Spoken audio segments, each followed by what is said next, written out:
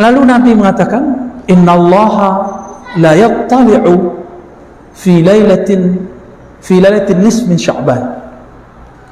Hadis itu hasan, ada di Tirmizi, ada di Ibnu Majah, Ahmad, dengan riwayat yang sedikit berbeda-beda tapi maknanya sama. Sesungguhnya Allah menilik kan cocok untuk bahasa orang kampung, Pak. Menilik, memandang, memperhatikan pada malam nisfu Sya'ban.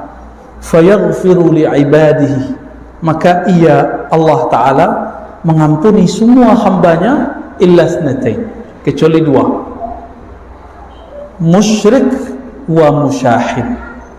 Orang yang musyrik, baik musyrik yang jali, yang jelas, ataupun yang khafi, yang tersembunyi. Syirik ya, termasuk percaya ke macam-macam benda ya, syirik riya, tidak diampuni. Wa musyahid itu orang yang menyimpan perselisihan dan dendam.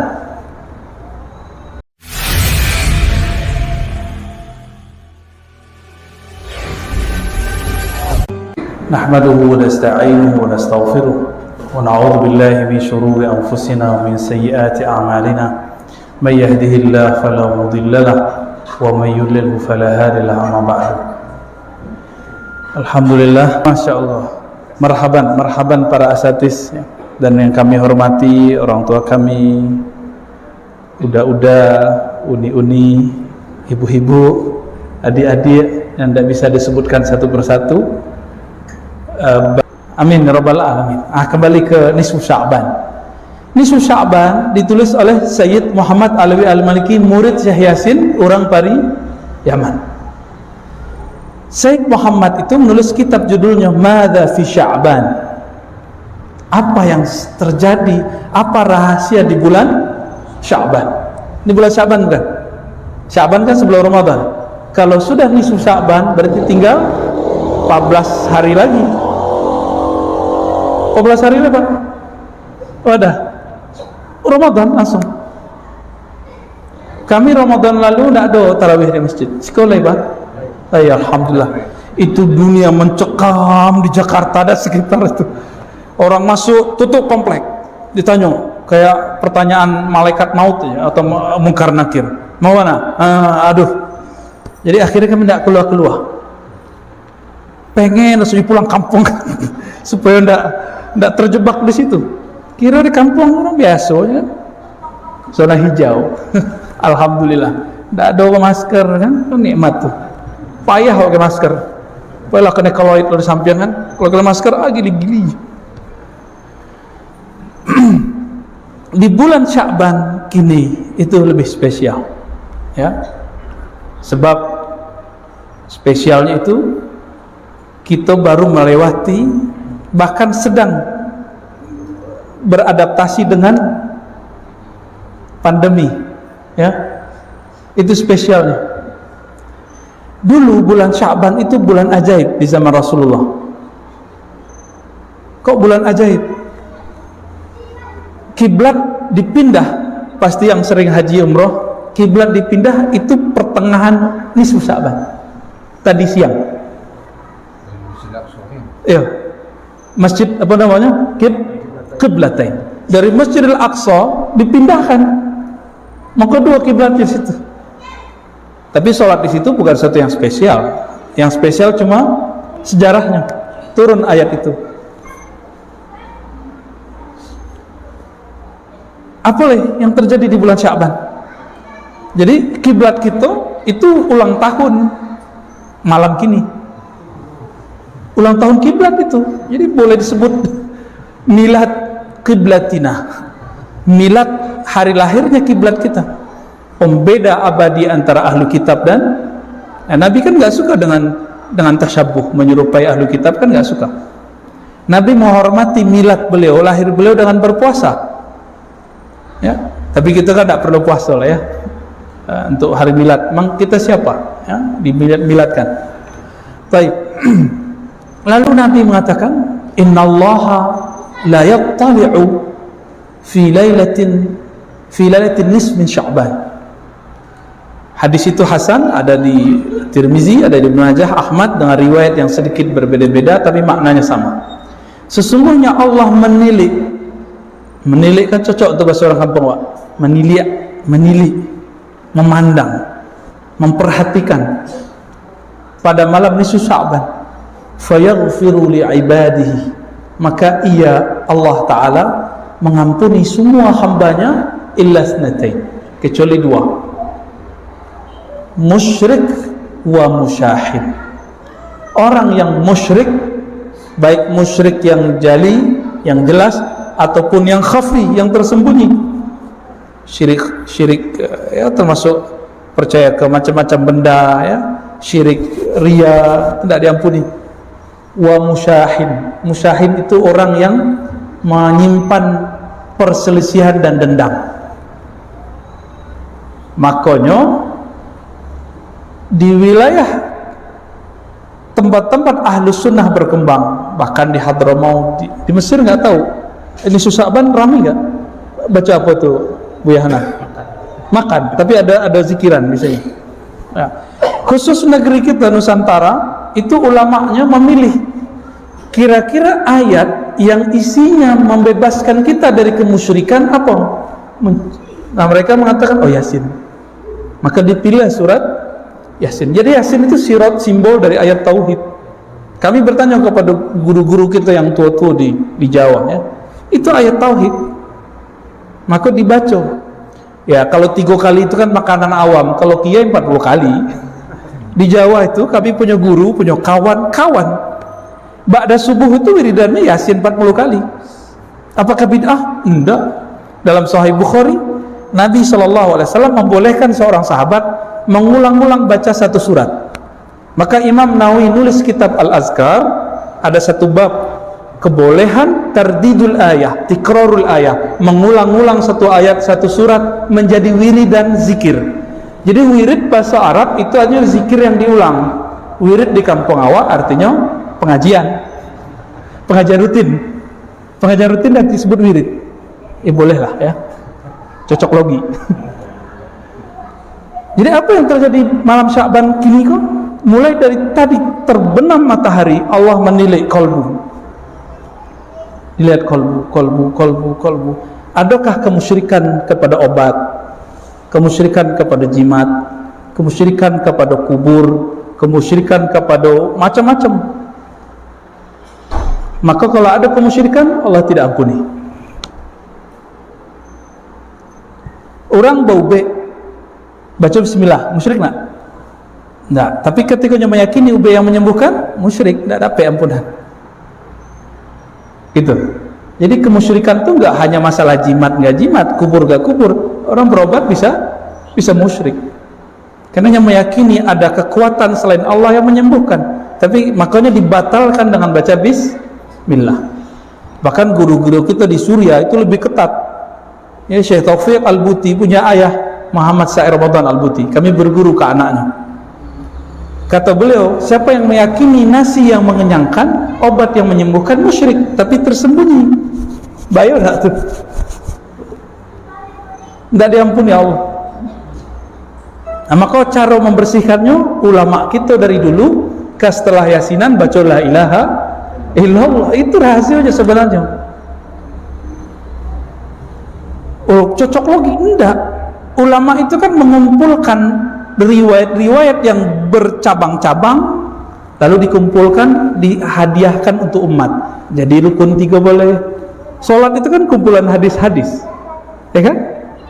Kalau tidak dikumpulkan hadis, itu sholat berantakan, pasti berantakan. Karena tidak ada hadis yang detail dari awal sampai akhir lengkap. Misalnya subuh 2 rakaat ada, tapi zuhur tidak ada. Dikumpulkan ulama, muncullah namanya rukun 3 boleh. Boleh ngaji rukun 3 boleh? Wajib, bukan boleh nih. Wajib. Kalau dengan itu mengerti sholat, wajib, ya. Tapi kalau di Muhammadiyah disebut tuntunan, ya sama barangnya cianya tuh, ya, ittiba bahasa Arabnya, ya, huwa, ya, tidak masalah sebenarnya, itu perbedaan istilah. Tapi malam kini Ada orang yang anti dan tidak faham dengan persoalan itu, malahnya menyebarkan permusuhan. Orang baca Yasin disebutnya ahli bid'ah. Cari musuh enggak? Musyahin. Tak diampuni orang tu. Dan yang dimusuhi dendam. Apa jatuh sok pintar. Baru temat Timur Tengah lah sok-sok salahnya. Wah, sama itu. Tak diampuni. Jadi baik yang menuduh ataupun yang dituduh, yang menyindir, yang disindir harus melepaskan semua kebencian. Itu yang disebut musyahin. Musyahin orang yang menyimpan kebencian di hati. Ya ada benci awak kurang, ya nak? Kan ya ada. Betul. Ngaku lah. Iya. Awak kesal je orang. Terbayangnya wajahnya kesal. Akhirnya malam kini lepaskan. Baca istighfar, astagfirullah, ya Allah, tolong lepaskan kebencian kepada si fulan, si anu. Yang aku sadari, tidak aku sadari. Kira-kira kalau orang mengamalkan rahasia nisfu Sya'ban, masuk Ramadan bersih ke hatinya? Itulah bakok boleh meminta maaf malam nisfu Sya'ban, mau lewat mulut ataupun WA. Tidak bid'ah. Tidak bid'ah. Yang bid'ah itu kalau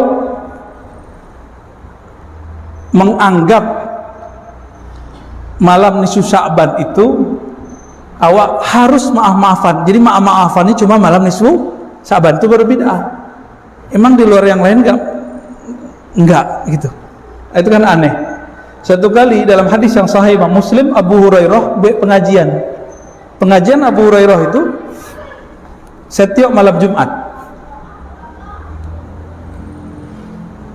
bakumku amaliko di absen sama beliau.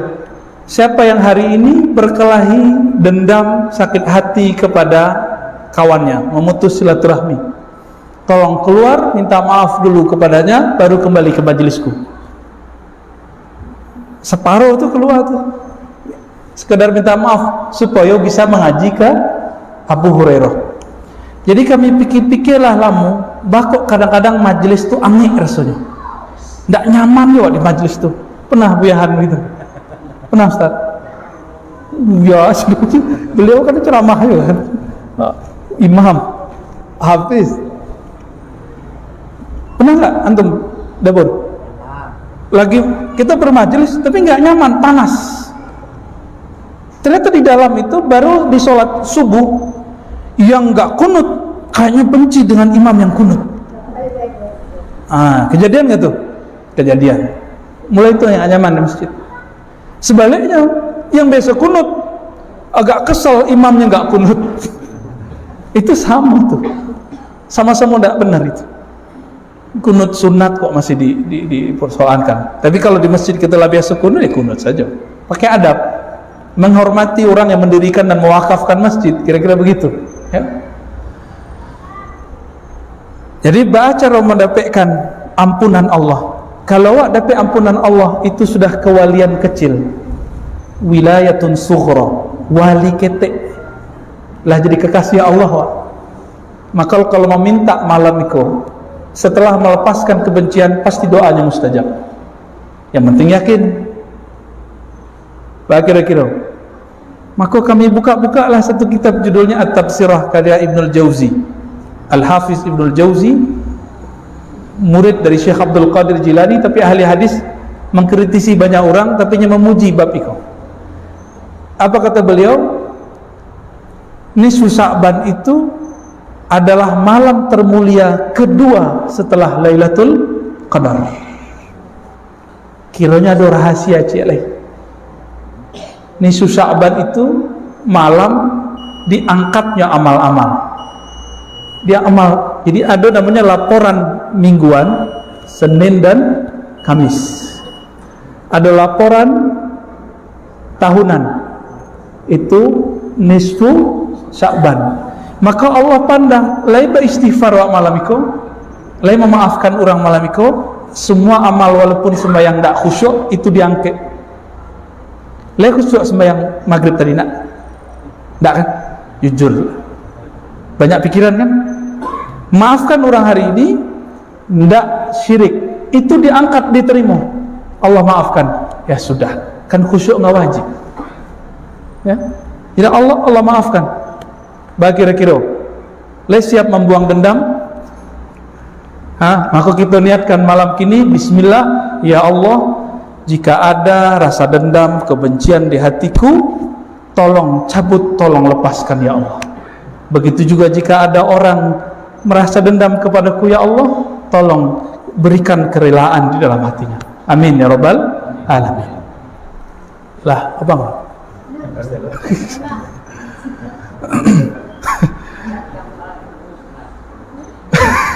Insyaallah.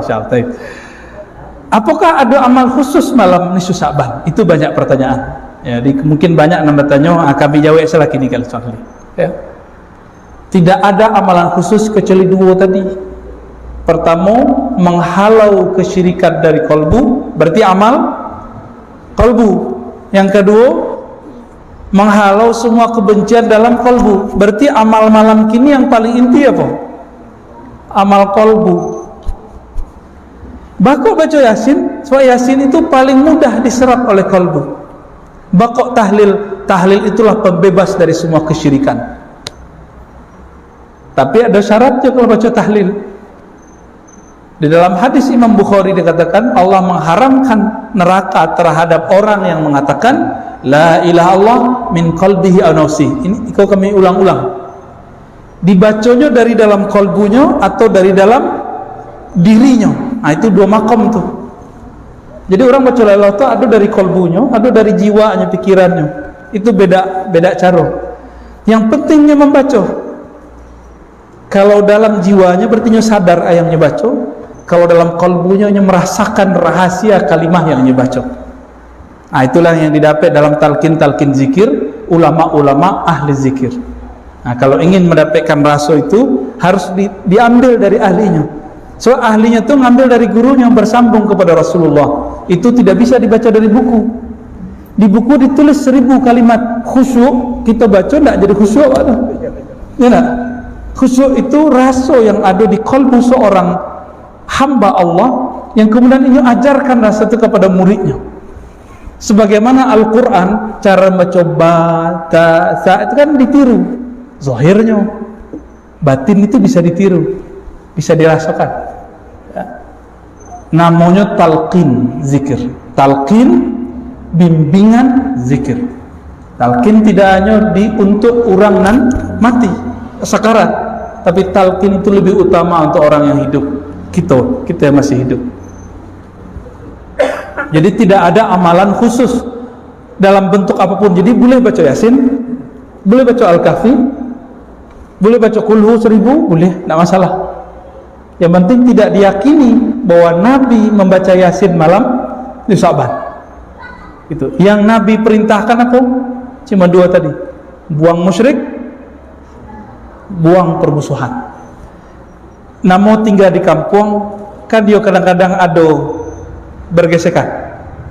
Nah, inilah hebatnya orang di Sebarang.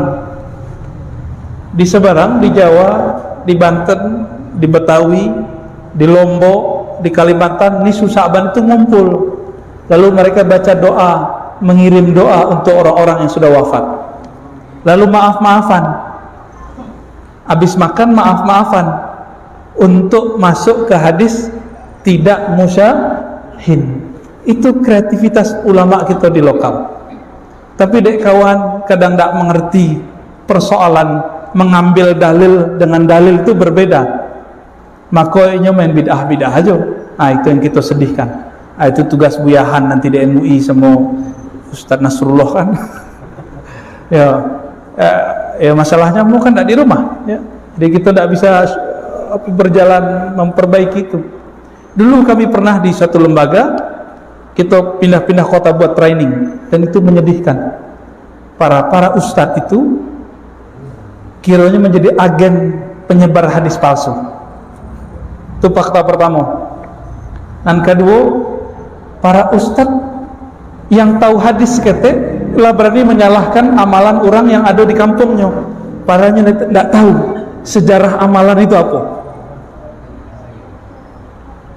Nah, kita bersyukur kepada Allah, kita punya guru-guru yang membimbing itu. Jadi tradisi yang ada di Kampawa itu bukan tradisi orang awak, Itu tradisi dibawa dari Mekah, dibawa dari Yaman, dibawa dari Suriah, dan itu sama, tak jauh beda.